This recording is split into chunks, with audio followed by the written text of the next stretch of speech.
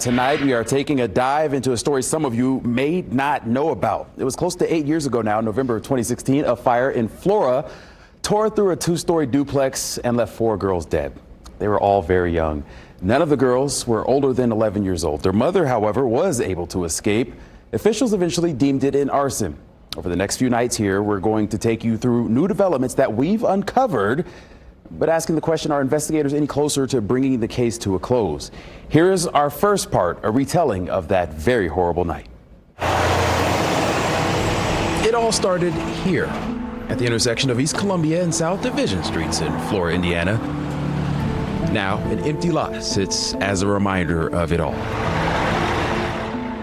The two-story duplex was home to Gaylin Rose and her 4 girls living on one side and another woman living on the other.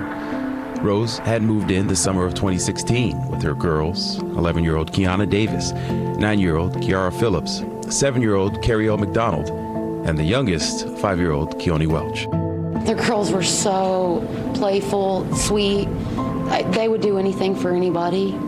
They were very loving.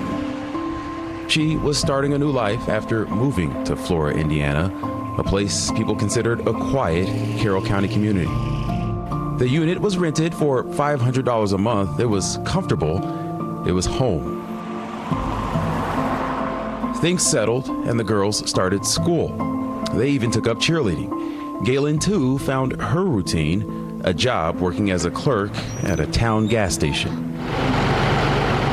Rose recalls that Sunday night. She had just put the girls to bed. She retired to her bedroom downstairs, eventually falling asleep. The shock of what happened next awakened the town. It was so chaotic. I mean, you hear yelling and screaming. Smoke and flames had filled the home and reached the top floor. That's where the girls' bedroom was located. I heard the mother hollering for her children and the children hollering back.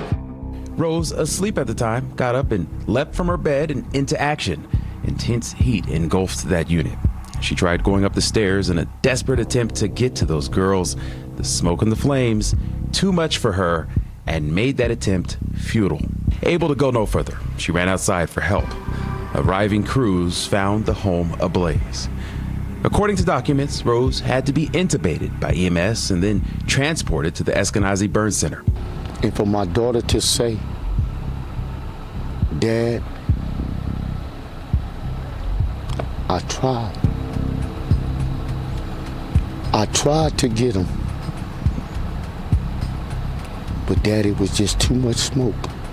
Documents also share she suffered burns on her body and damage to her eyes as her corneas were burned. She spent days there, learning eventually that her girls did not make it. It is just so hard. It's so hard.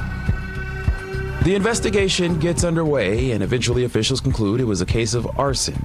Questions were being asked, and the search for answers started, continuing over time. I just don't see how anybody could even think about doing something like that. I hope one day I can look into the eyes of a person that killed 4 little girls and then explain to you what we knew and when. As I continue to teach my daughter, you gotta keep fighting. You gotta keep fighting. Who had done it and why?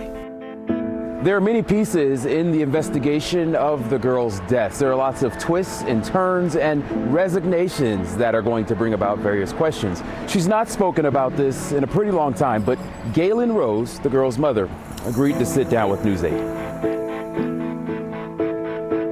That is very heartbreaking for me. I don't have no understanding to it. I still don't.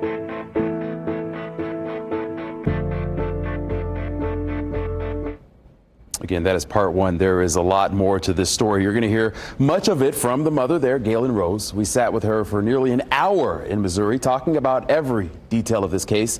She is also responding for the first time with us to a special request from investigators. We also dig up new information as police continue to search for a motive for that unsolved arson.